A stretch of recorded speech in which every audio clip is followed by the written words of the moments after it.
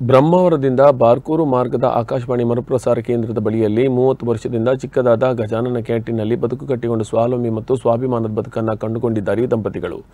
77 ವರ್ಷದ ಸದಾನಂದ ನಾಯ್ಕ್ ಮತ್ತು 67 ವರ್ಷದ ಪೂರ್ಣಿಮಾ ನಾಯ್ಕ್ ಬೆಳಗ್ಗೆ 6 ಗಂಟೆಗೆ ಇವರ ಕ್ಯಾಂಟೀನ್ ಆರಂಭಗೊಂಡು ಸಂಜೆ 6 ಗಂಟೆ ತನಕ ತೆರೆದಿರುತ್ತೆ.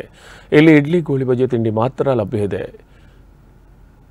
ಎಲ್ಲ ಗ್ರಾಹಕರು ತಿಂಡಿಗಳನ್ನು ಸವಿದು ಮನೆಗೆ ಪಾರ್ಸೆಲ್ ತೆಗೆದುಕೊಂಡು ಹೋಗುವ ತಿಂಡಿ ಪ್ರಿಯರನ್ನು ಇಲ್ಲಿ ನೋಡಬಹುದು. ದಂಪತಿಗಳಿಗೆ ಕಟ್ಟಿಕೊಂಡ ಹಂಚಿನ ಮಾಡು, ಹಳೆ ಮೇಜು, ಕುರ್ಚಿ, ಕರೆಂಟ್ ಬೆಳಕು, ಫ್ಯಾನ್ ಇಲ್ಲದಿದ್ದರೂ ಗ್ರಾಹಕರು ಅದ್ಯಾವುದನ್ನು ಕೇಳುವುದಿಲ್ಲ.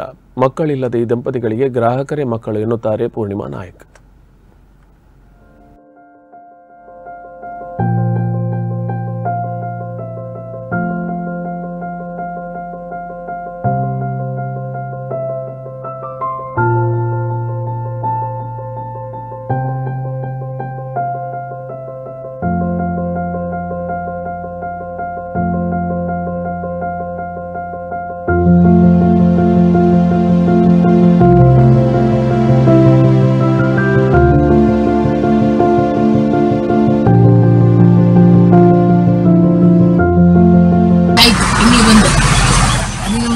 ನಮ್ಮ ಅಣ್ಣ ಮಾಡ್ತಿದ್ದ, ಈಗ ನಾವು ಮಾಡಿ 30 ವರ್ಷ ಆಯ್ತು.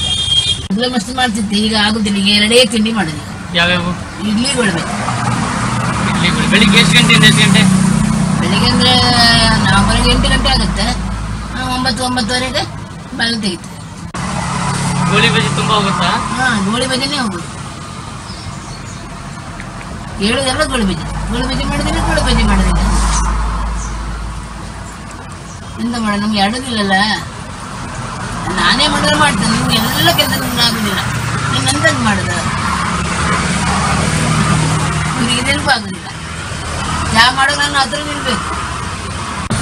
ನಮಗೆ ಮಕ್ಕಳಿಲ್ಲ, ಅದು ನಾವು 300-400